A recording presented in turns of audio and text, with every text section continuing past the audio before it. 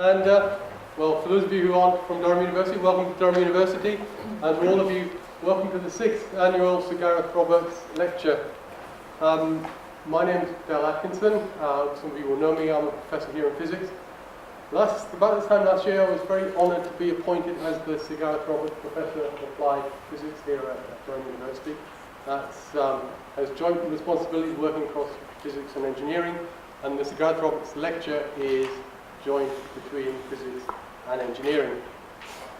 For those of you who don't know why the Sir Gareth Roberts lecture is in Durham, or who Sir Gareth Roberts was, I thought I should say just a few words. Sir Gareth Roberts, or he was Sir before he became Fellow of the Royal Society, he was appointed in 1976 to Durham University, to what was then the Department of Applied Physics, and he was appointed as a Professor of Applied Physics and set up what became an internationally leading research group in organic thin films, functional organic thin films, and molecular electronics. And I'm pleased to say some of his former colleagues are here, some of his former students and undergraduates are here as well today. But Sir Gareth is interesting because he moved between industry and academia, which is unusual for academics today. So he had senior roles both in the university and in companies, leadership roles in fact. He became the Vice Chancellor at Sheffield University. He had senior leadership roles at Thorn EMI as well. But he's probably most famous because of his contribution nationally to national policy. He chaired the Vice Chancellor's Committee that fed into the Deering Report, which very much changed the context of university thinking about education. He was very strongly driven with ideas about progression of young scientists and researchers. So he was involved with policy making on this, which ultimately led to funding, which became known as the Roberts money, to help support training for staff and research scientists. And he made major contributions. But alongside doing that, keeping his research going, he understood the importance of outreach, and he actually did the Royal Institution Christmas lectures as well. So he was one of these irritating people who's phenomenally good at a high level across the whole gamut of things. Had a fantastic career. And today's lecture is basically to celebrate Sir Gareth Roberts. And the way we do that is by inviting the most impressive people in science that we have within the UK today.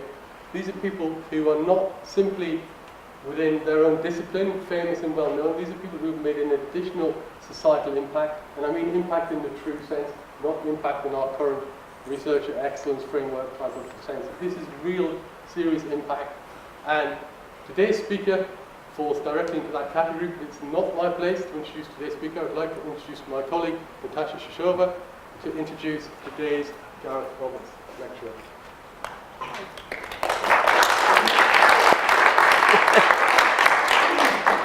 Hi, good afternoon, ladies and gentlemen. It is my immense pleasure and privilege to be the one who is introducing today's speaker. And not just because I do have Professor Higgins as greatly influenced my life, but also because she's immensely important and influential person in science, not necessarily only in research and education, but also in policies. During her career, she held a number of prominent roles, and there are just a few of them: Foreign Secretary and Vice President of Royal Society, Principal of the Faculty of Engineering at Imperial College London, Chair of EPSRC, and the Chair of the Advisory Committee on Mathematics Education. And currently, of course, she is the President of Institute of Physics, Council Member of Imperial College London, and Chair of Trustee Board of Imperial College. She is a Fellow of Royal Society and has honorary degree from various universities, including White University in Edinburgh. As a recognition for her services for science, to science, I'm a bit nervous, as you may notice. She has received a DB in 2001 and 2010, and she was named one of the 6 women of outstanding achievement in science, technology, and engineering by the UK Resource Centre for Women and SAT. And of course, talking about Professor Higgins, Julia, it is impossible not to mention that she was a founded member of the Athena project, which most of us at the moment know as Athena's One, as a probably consequence of the Athena project. The list of achievements is going further, that's not it, but I would like to go back to the fact that first and foremost, Julia is an outstanding scientist with slightly unorthodox, maybe a career path from physics degree at Imperial College in Oxford, undergraduate degree, followed by PhD in chemistry at Manchester University in physical chemistry. A doctorate, sorry, it was not a PhD, it was Doctor of Philosophy, right, I believe. And then a professor in polymer science at Imperial College London. However, she still considers herself a physicist, but it's impossible to overlook the importance of her contribution to polymer science, to chemical engineering, and as well as material science. Due to her contribution in better understanding of polymers, their structure and their properties, and the behavior based on neutron scattering. This interest in neutron scattering started from the PhD in Manchester University in a group of Professor John White, who just started his position in the Department of Chemistry and started to study a new technique which is called neutron scattering. Later on, it moved from the low molecular weight compounds to the polymer, to study polymer using neutron scattering in Manchester University with Sir Jeffrey Allen. And this was followed by successful research career both in the UK and in France. So the single polymers, study of the single polymers changed by the, moved on studies of polymer blends, which are not only important in practical application, but has immense interest in research for researchers in a variety of disciplines. And still now, the research on polymer blends is a main focus of Julia's research. So please join me to invite to the stage great scientist, influential person, and just wonderful woman who helped to set the career of multiple scientists, and not only scientists, including myself, Dame Professor Julia Higgins. That was a surprise. Thank you very much, Natasha. That was a surprise. I didn't expect you to be introducing me. Are these two mics working, the people who need them? Great. Well, I'm going to talk to you about polymers and neutron scattering, as you can see from the title up there. And the first thing I'm going to do is explain the title, the actual title, Seeing is Believing. What am I on about there? Can I first apologise? I came back from 5 weeks in the sunshine in Australia and went straight down with the most horrible cold last week.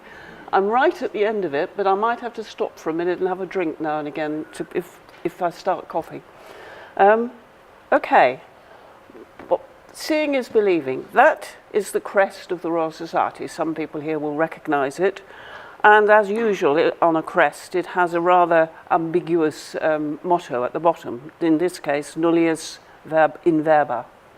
And if you translate that literally, it means nothing in words. But it's generally meant to say, don't believe anything somebody tells you, look at it for yourself, see for yourself. And the reason is that the people, gentlemen, I'm afraid they all were at the time, who set up the Royal Society 370 odd years ago, were absolutely obsessed with the idea of experimental science, doing the experiments, seeing what could be seen. This is not, of course, to downgrade theory. There was a huge amount of theory around. Theory is important, but they, in particular, wanted to do experiments. And so that's why I'm using this motto, the seeing is believing, because I want to show you something about what we mean by seeing, and i.e. observing, and why it's important, and why, in this particular case, the neutrons and the polymers provided, the neutrons provided the seeing, and the polymers provided the object that needed to be seen. So, let's start with polymers. And we've got plenty of stuff in the news at the moment about horrible plastics polluting the earth, and there are a number of the horrible plastics. But do you imagine life without the use of all of those plastics? If you had to have wooden crates and glass bottles for everything, life would be uncomfortable. And I would like to put in a plea from the very beginning. It's not the poor plastics that are the problem, it's us. We can't get used to not throwing things away when we've finished with them. We have to learn to deal with the objects that we work with, and we have to do something sensible with them, preferably not bury them underground or throw them away in the oceans, but think of ways of recycling them, reusing them, and in my personal view, incinerating them for energy in an appropriate way. So there's my plea for the polymers. So somebody's bound to ask me something about polluting polymers at the end of this lecture. Okay, but let me remind you, those were the common or garden polymers. We also, of course, have polymers in numerous high-tech applications, and these are just a few examples of some of them in medicine and in sport and in electronics. Polymers are hugely important in terms of our high-technology industries. So, what are they? I was pointed out to me by Dell that I must take account of the fact this is a general audience, and so I'm not giving you the cutting edge of my work on polymer blends, because I think there'd be 5 people in the room who'd be on the same wavelength as me, and that wouldn't be very, very fair. So I'm giving a much more general talk here, appropriate to the occasion. So those of you who are polymer scientists or chemists will recognize the formula, but I just want to draw the attention of those of you who are not to the fact that all of these polymers, they have a very simple building block, a repeat unit it's called, and there are an awful lot of them. Each of those polymers has a building block, brackets N. And that's what we mean by polymer. We have something with a huge number of repeating units, identical units, millions and millions of them. N can be tens of thousands, hundreds of thousands. And it is the consequence of that N, the fact that the molecules are very long, that produces the interesting properties, the physical properties of polymeric materials. Let me remind you that if I got one here, they bounce, they stretch. There's some in here that will stretch if I fish it out. They're moldable, they're light, they're probably thermal insulators. They have all sorts of properties. So you will be familiar with that. That's what they call silly putty, that there are all sorts of rubbery materials like that. But the stretch, the bounce, the lightness, the conductivity, etc., are all consequences of them being long molecules. Okay. So, what about where did they come from? I'll come on to some of the consequences of the long molecule immediately, but just a little bit of what happened in chemistry. So, it was a long way back that the synthetic rubber or rubber resins started to come in from Brazil, from Africa, from South America, I think. But essentially, the word rubber came in because somebody discovered that if you could remove pencil marks rather more easily with this resin, rubbing it, rather than breadcrumbs, which apparently was the way you remove pencil marks before. Then Charles McIntosh came along and added a drying agent, sulfur I think it was, the idea being that the resin, while it was waterproof, was sticky and very difficult. A raincoat was a horrible sticky material. He added the so-called drying agent, but it wasn't a drying agent at all. What it was actually doing was linking these units together. It was cross-linking the polymer. And then we come later in the century, the 19th century, we find that heating styrene was shown to produce a solid gelatinous material. The styrene was coming from the products of the coal industry. So the whole of organic chemistry was beginning to get a go, and they discovered that some of the materials will form gels and glasses, nobody knowing what they were producing. 1907, that's Bakelite, and Bakelite, some of us may even remember old radios which had Bakelite knobs on them. It was a synthetic plastic. The first synthetic rubber was even still in the 19th century, but the real industrial synthesis of polymers as we think of them started much later into the 20th century with the industrial scale synthesis of polythene. And it wasn't until well into the 20th century that the chemists began to really understand and to control what they were making. Because what they were doing was knitting together all these sequential units, but how they were doing it and how they controlled how long the chains were, whether they branched, and therefore whether they crystallized, all of these took a long time before there was that sort of control. So that's chemistry. And then in the latter part of the 20th century, many, many routes for controlling and making interesting polymeric structures were developed. And I'm not one to talk to you about the chemistry of polymerization, but it seems to me there's still new routes being invented. If we look at the physics didn't come along till a great deal later. There were these strange materials being produced, like gels and glasses, but nobody knew what was there. And it was clear that they would float around sometimes in solution, like people thought they might be colloids, for example. And it wasn't until Hermann Staudinger, into the 1920s, he proposed that the materials were being made were long molecules. I've asserted they were long molecules. He asserted they were long molecules. So the individual units were being covalently bonded into these long molecules. And there's my tiny model of a long molecule. You can probably see enough of it there.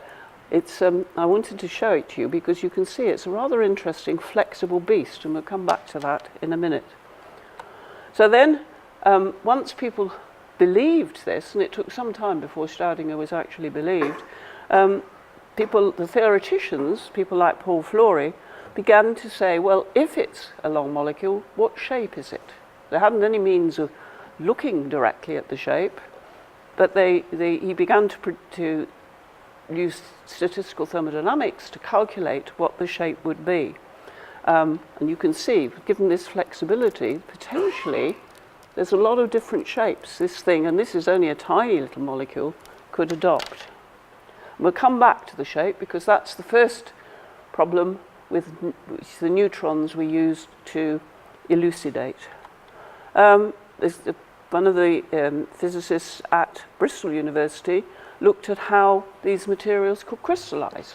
It was known that you could see diffraction patterns from polyethylene, but how did something as complicated as this form a crystal? And he did a lot of work in that area.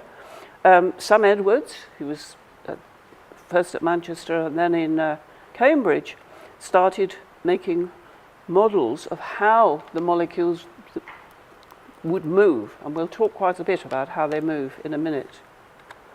And Pierre-Gilles Dejeune, at the same time in France, came up with a model that the molecules move like snakes. The reptile is the word, so they reptate. And we will focus a little on those latter developments, Sam Edwards and Dejeune, and the Flory shape of the molecule, because all of those, the neutrons have been used to answer the question. Okay, so the first question is, what shape is this thing going to be, this long molecule? Staudinger proposed the long molecules. It was Flory who suggested that they would form what is called a random walk. That is to say that the size of the molecule would increase as the square root of the number of steps. That's a well-known problem in physics, is the random walk. This was done for my inaugural lecture many, many years ago. And I don't know whether you can actually see, the pub sign is the dog and neutron. It's got a dead neutron in front of its paws. But the idea of a random walk is quite simple. This is going to be my flexible pollen molecule, and I'm assuming that every single joint between each of the repeat units is completely flexible. If I set off in one direction, the next direction of the next segment is freely chosen. So it's often called a drunkard's walk, the idea being that each step is completely unrelated to the previous step. And the solution to that statistically is very simple. It says that you don't know where you will have finished up, but you know how far you will have gone. The distance travelled will be equal to the square root, or proportional to the square root of the number of steps. And that's a random walk drawn on the computer of a polyethylene chain 1,000 units long. And you wouldn't know which direction you would finish up in, but you would know the distance between the beginning and the end, and therefore the dimension of the coiled up molecule is fixed by the number of steps. So that's actually a projection. If you doubled the molecular weight of this long molecule, you ought to increase its size, its dimension, by the square root of 2. Of course, the problem is that in my polymeric material, one of these that I showed you, the stretchy material or whatever, I haven't just got one molecule, I've got a tangled mess of them. And there's my tangled mess of molecules. And you can see it, it's what you find at the bottom of the string drawer, or the knitting wool drawer, or anywhere else. Lots of molecules apparently tangled together. Just looking at it, there's no way you could distinguish what the shape of one was compared to the others. We need a way of seeing the molecule, and this is my first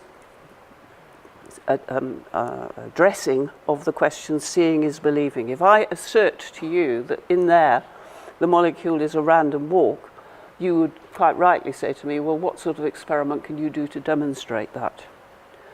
So we have to address the question, what do we mean by seeing? How are we going to see something in this context?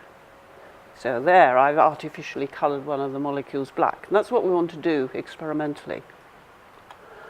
So the first question that polymer scientists wanted to answer was the molecule a random walk when surrounded by like molecules?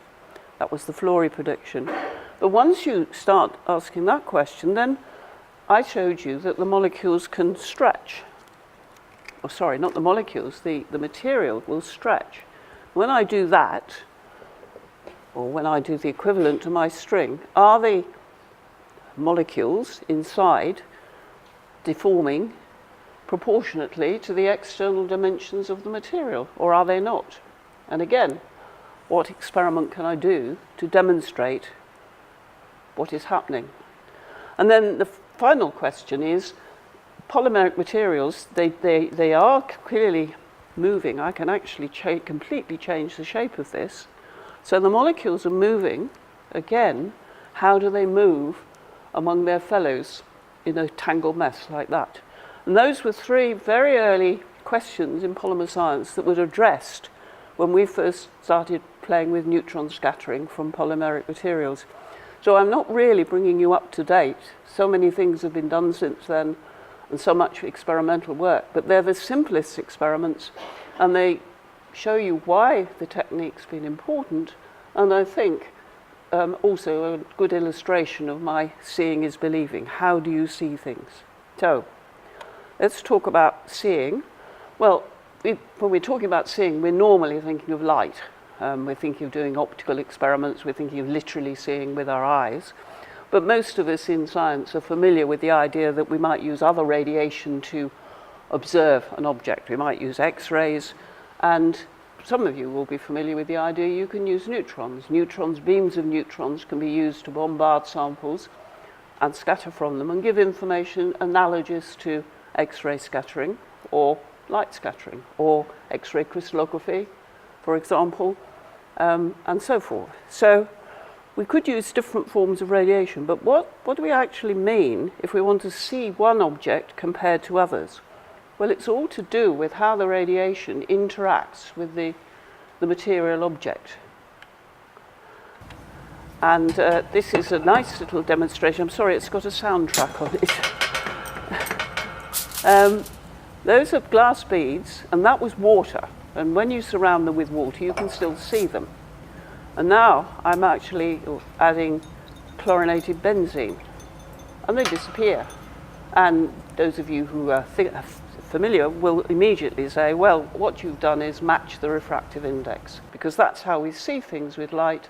If there's a difference in refractive index between the object and its surroundings, then you see it, because there's an interaction at the surface of the glass bead in this case.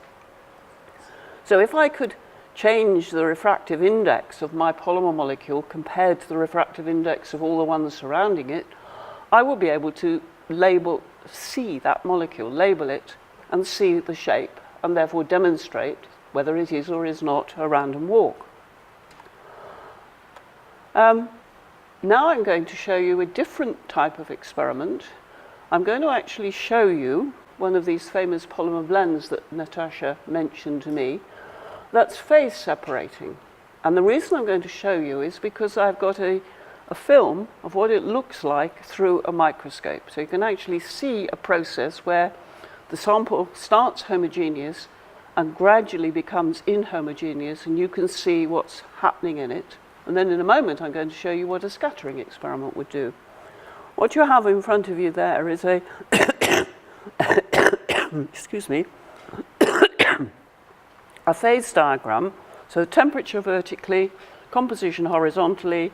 It's the mixture of two polymeric materials, and the curve delineates the region inside which the material is not stable. It has to separate into two coexisting phases, which are demonstrated by the two vertical dashed lines. That will be the composition that the material is trying to separate to. You will have seen separating materials where you start with a mixed liquid, and given time you finish up with a bilayer, a layer of two liquids, one above the other. Well, this video shows you through a microscope what happens if a polymeric material is suddenly heated between the two black dots, and so it is forced to try and separate into those two coexisting phases. And I hope you should be able to see it's been speeded up hugely, but I think you can see that effectively you're growing drops of one phase inside another phase, and because this is a pretty mobile sample, it's actually going to finish up with a bilayer, as I said, one layer above the other. So, but you will note, if I play it again, I think, I'm not sure I can do that, you will have noted that it started with very small drops, and the drops grew bigger and bigger and bigger. So the phase started very tiny, and then they ripened into bigger and bigger phases. What we normally do in a experiment is actually observe that with light scattering. This slide here just gives a moment of the background to what's going on. It's what's called spinodal decomposition. So there's the phase diagram, top right, the T against composition. In the region where the system is unstable, the free energy of mixing, which is the next curve down to the left, has a double minimum, and the system's trying to separate into the double minimum, and it's completely unstable because of the convex curvature of that free energy curve. And that's a still, if you like, of the phase separation that we saw, but we didn't see it stopped, we saw it continuously moving. And in the next video, we see what we see through through a scattering experiment. So now, instead of looking through the microscope directly, optically, we're now shining a laser beam onto the sample and detecting it on a CCTV camera. And as those droplets develop, you see a halo, a scattered ring of light that effectively develops at wide angles and then collapses into very small angles till it's right at the center. And what's happening there is the small droplets scatter at wide angles, and as they increase in size, the scattering moves to smaller and smaller angles. So I've got that. So that's a schematic of what we were doing. There's the sample, which is developing its spinodal structure with a laser shining on it, and it produces this ring. And that ring, the size of the ring, is directly related through an inverse relationship to the size of the droplets. So big objects scatter at small angles. The ring collapsed into the middle. Small objects scatter at large angles. So the small droplets are scattering at wide angles at the beginning. And that is the basis of all the scattering experiments I'm going to talk to you about. That if you do a scattering experiment, you don't see small objects directly, you see the inverse. So small objects produce big scattering patterns, big objects produce small scattering patterns. So I've just said you could use light or neutrons or X-rays to probe a sample. If you want to pick out one molecule among all the others, you want to use one of those techniques that allows you to label the molecule. And that's where the neutrons come in. So neutrons, they either come from reactors, unlike power reactors, with beam holes in them so you can get the neutrons out, or they come from pulse sources.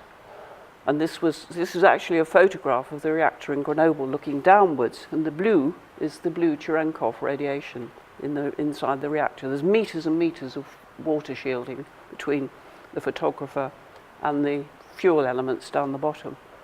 The neutron beam that is produced is scattered by nuclei. And the thing about the neutron is it is scattered very differently by hydrogen or by heavy hydrogen, deuterium. So I've drawn it's as though the nucleus looks a great deal bigger. That's just a schematic.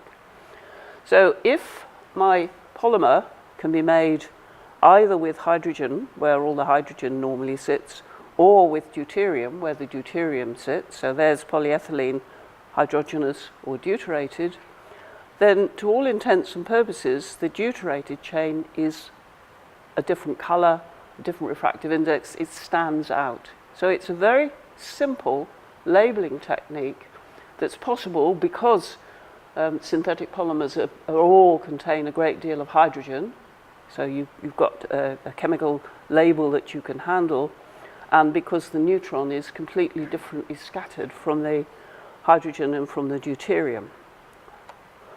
So the experiments I'm going to talk to you about were all actually done in Grenoble. In Grenoble, in France, there is a French, German, British Centre for Neutron Scattering, the Institut Langevin. I went there just after my postdoc in Manchester, and you can just see some of the French Alps behind. It was a lovely place to work. I'm not going to show you details of apparatus, but just want to point out if you do neutron scattering, it's big objects. So that red cryostat is probably about the height of a man or woman, and so it gives you an idea. It's big apparatus. It's not the sort of thing you can have on your own bench. And I want to return to the three big questions. The polymer scientist was still open in 1970. 1970 because that's when I really got involved in neutron scattering. I actually went to work in Grenoble for 3 years in 1973, and they were just finishing building the small angle scattering apparatus which we would use for these initial experiments on what is the shape and size of the molecule inside a melted sample.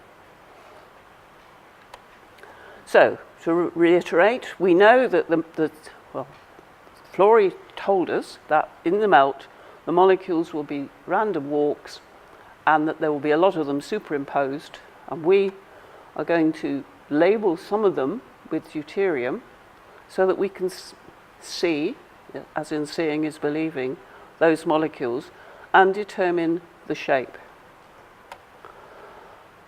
And that is a set of data out of the first paper we published.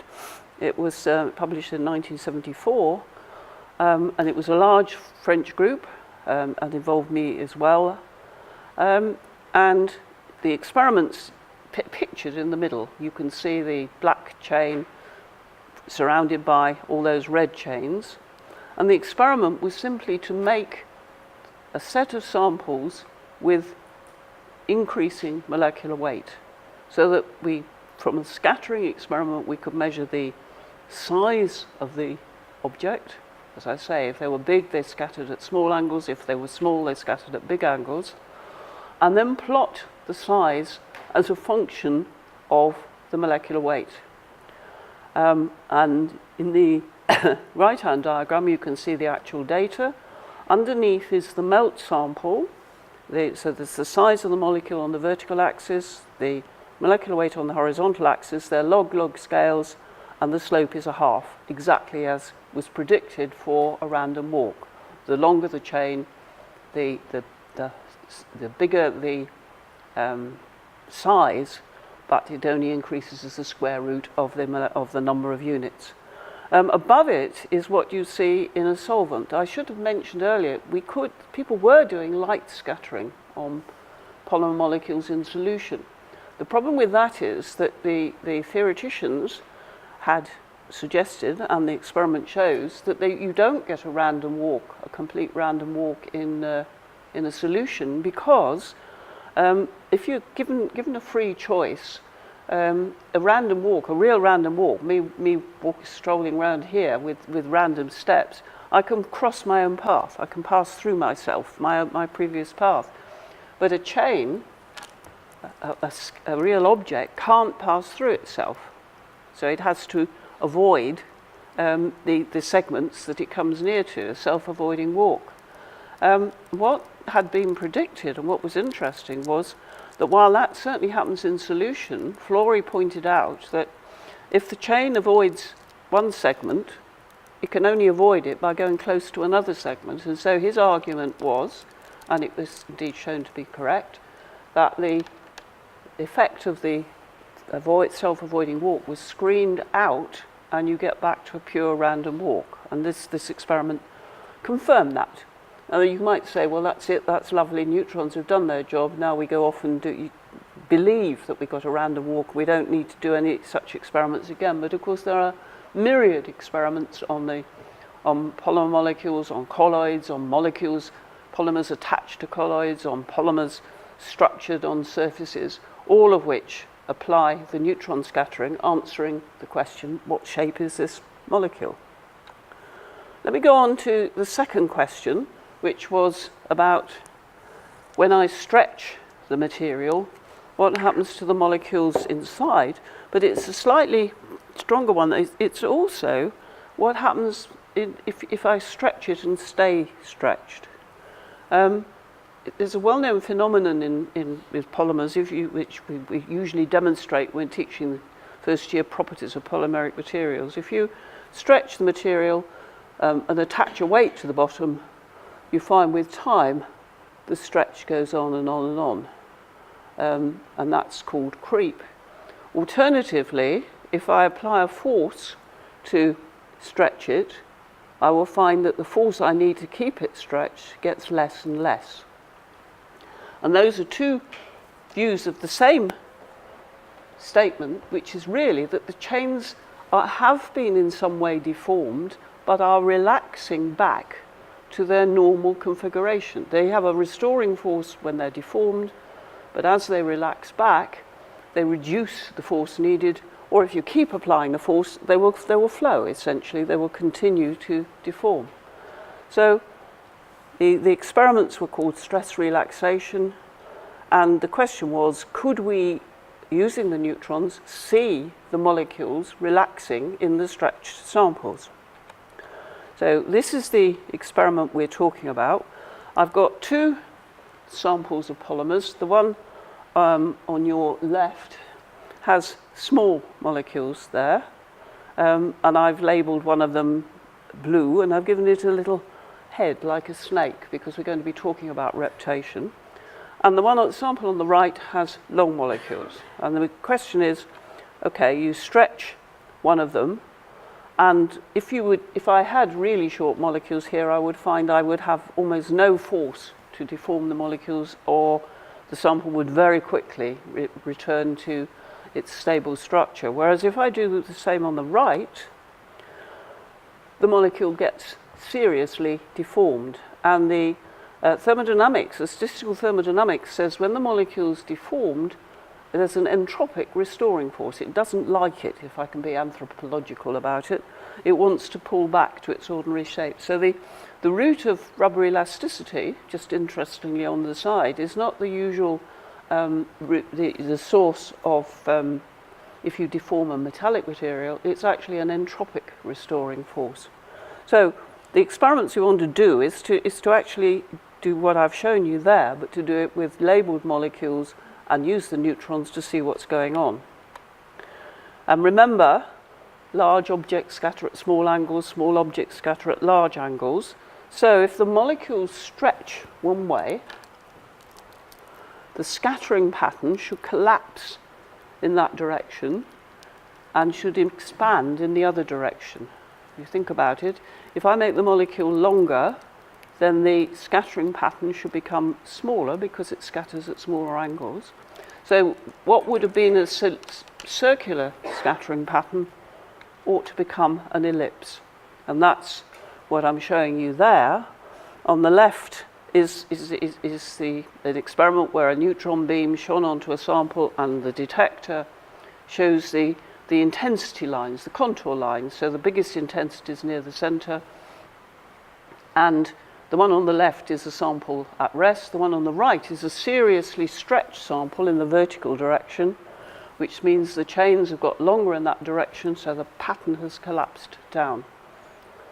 And now we come on to the actual experiment that my colleagues did, which is to do a sequence of stretch experiments. So the samples are made with some labelled molecules in them. The material is melted. This was polystyrene, so it melts at about 100 centigrade. It was melted and stretched and then held in that stretched position. And I said to you, during that time, if I kept it at a fixed length, the force needed to hold it like that will be reducing because of the stress relaxation. So it's held for a length of time and then quenched into iced water. And then the neutron experiment was performed.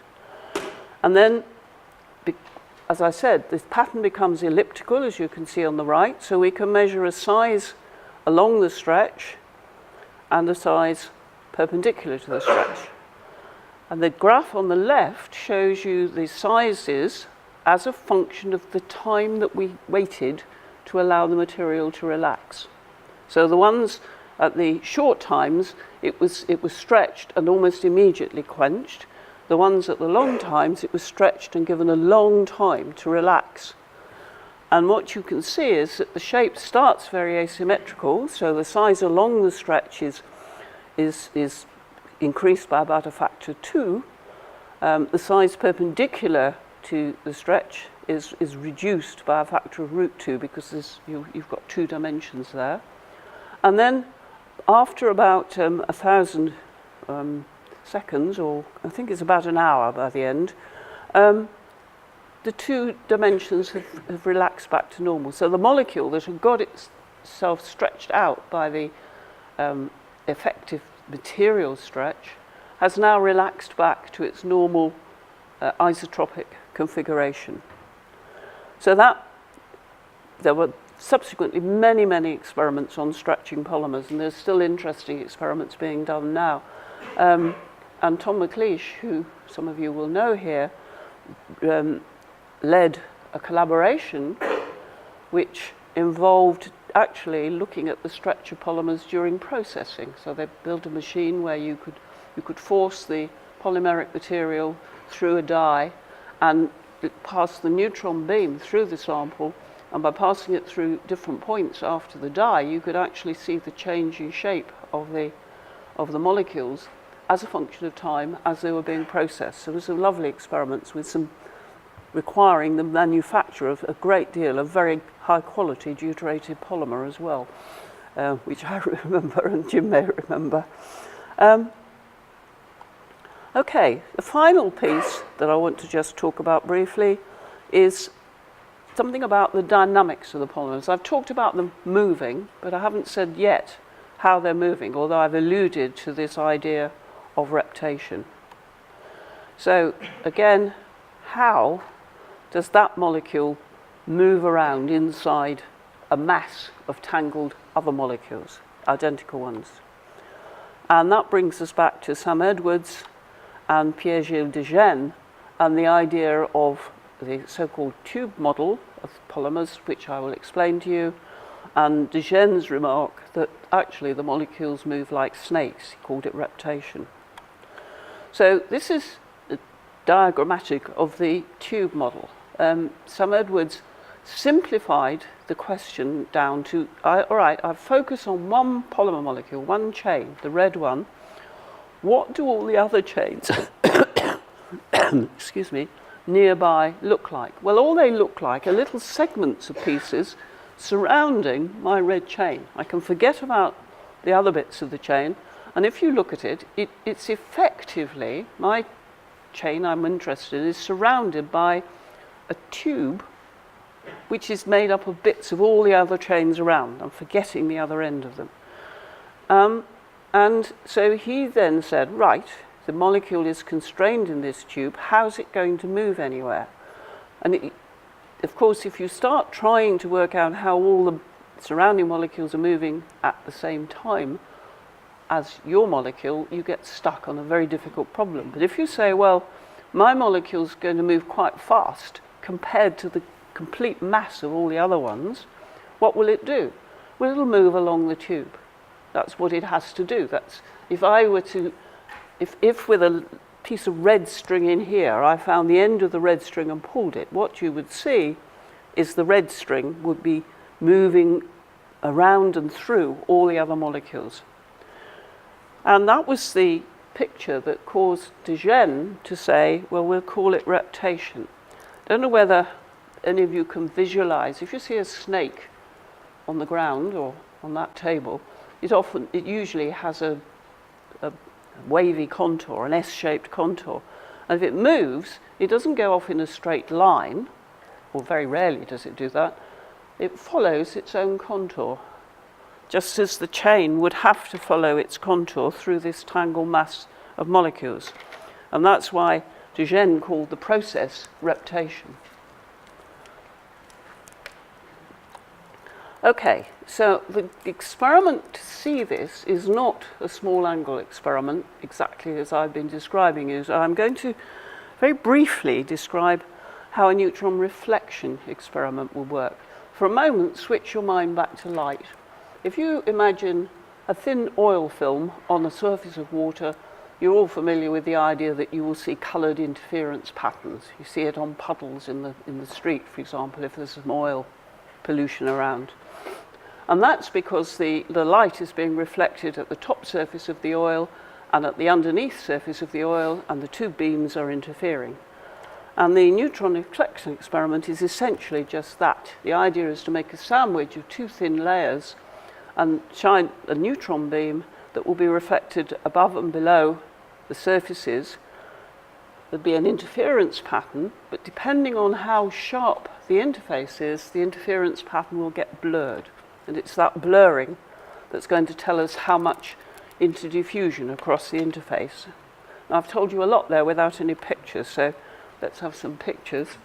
So imagine the polymer bilayer, as on the left, and then heat it so that the two layers can interdigitate. You start with a sharp interface, and you finish with a much broader interface.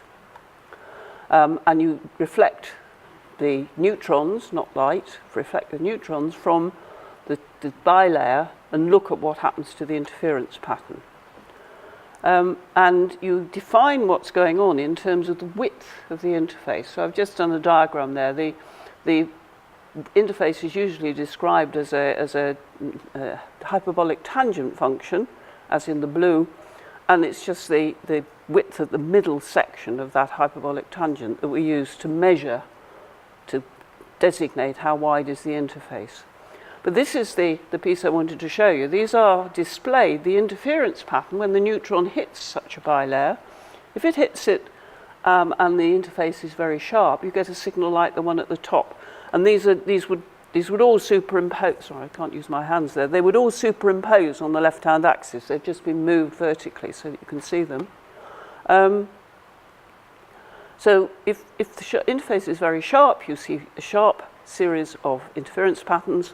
As the interface gets broader, you get a washed out series of patterns, and by fitting those to this hyperbolic tangent, you get a measure of the width of the interface. So, go back to the tube model. What's that going to tell us ought to happen as the interface mixes, as the system goes across the interface? Well, at very short time, there will be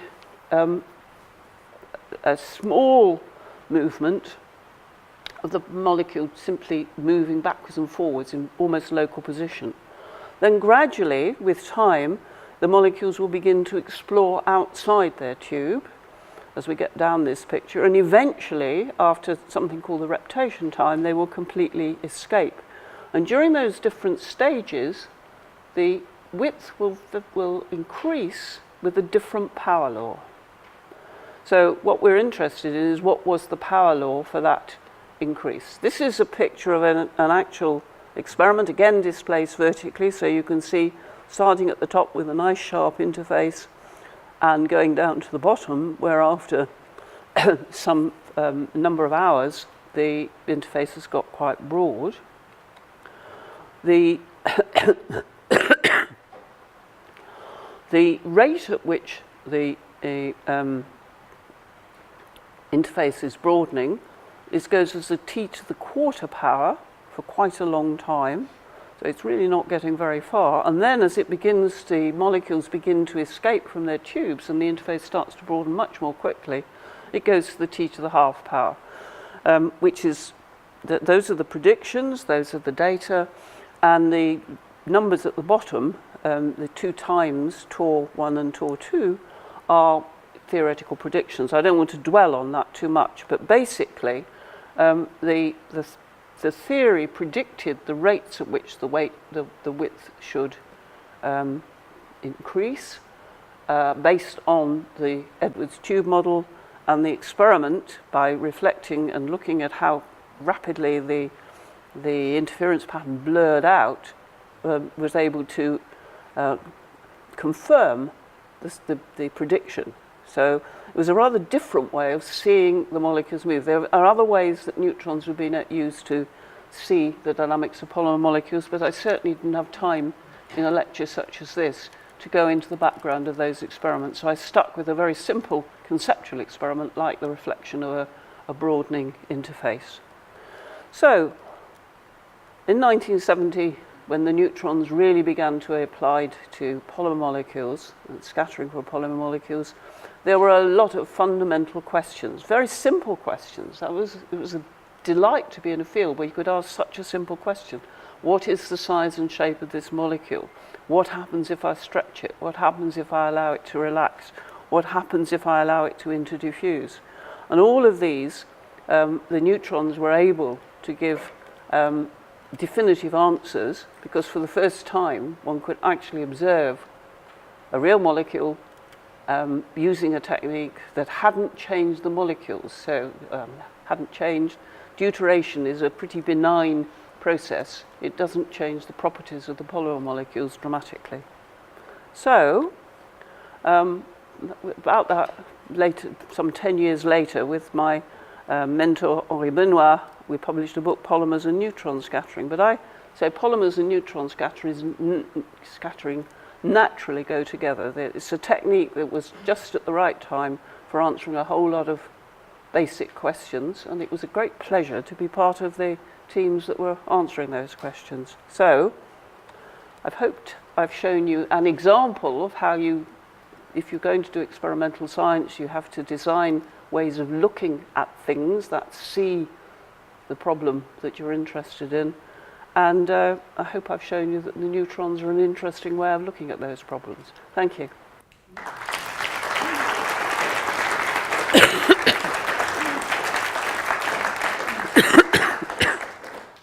Happy to take questions. Yeah, sure. You may have to repeat the questions if I don't hear them very well. Yes, Chris? Are neutrons still the best way of looking at the processes in polymers?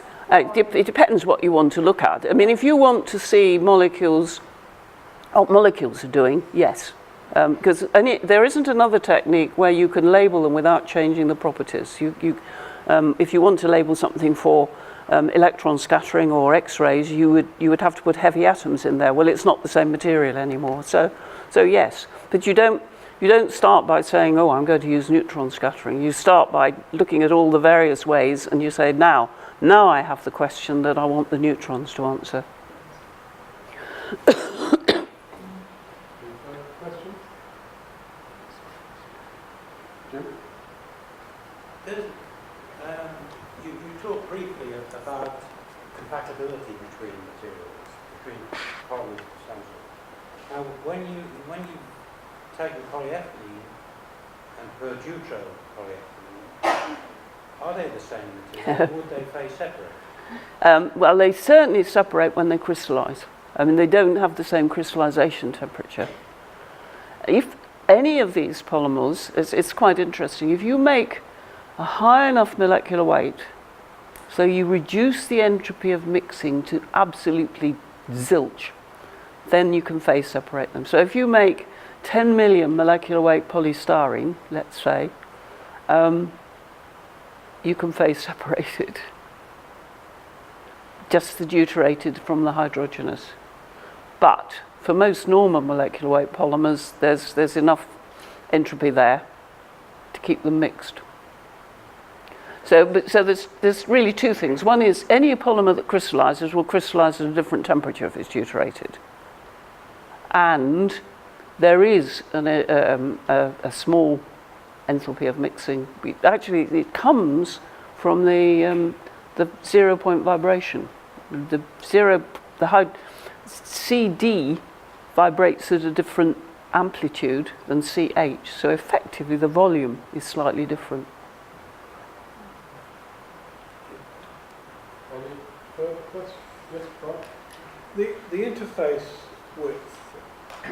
Now, if we're looking at atomic stuff, or metals, you can distinguish by using diffuse scattering whether it's topological roughness or interdiffusion. It seems to me that in the case of the polymers, you're sort of in an interesting no man's land where, because you've got these fairly large things that are sort of sticking up, you've got a mixture of topological roughness and interdiffusion. Have people done diffuse scattering experiments to try and sort that out? Is that a real... It's certainly a real question. At the very beginning, one of the things we were all struggling with was how do we separate out? Because essentially there's an inherent width to any interface with no particular interdiffusion. I don't think we used the diffuse scattering to do it, but it was more... Sorry? It's much harder with neutrons. Yeah. Whereas the X-ray diffuse scattering is easier. Yeah, I don't, in principle, but certainly the problem was there, and because we were all interested in exactly what was the real interdiffusion, we had to sort out what was the inherent, as you say, well, I call it the waviness of the surface, but whatever it is, yes, no, it is something, but we're talking about these molecules being hundreds of angstroms in size, and so we're actually talking about interdiffusion over quite a large distance, whereas the topological roughness tended to be of the order of 1 or 2 tens of angstroms. So there's a size scale. So the very initial part, there was a question of sorting them out, but once you really get going on diffusion, the topological part had disappeared. Okay. Can you systematically increase the cross-linking between the macromolecular chains and do these neutron scattering experiments to find out the difference in the elastic properties of the chains. Sorry, I didn't. Could you? Okay. It's not. I don't hear terribly well at a distance. It's just that I'm from across the pond, so maybe.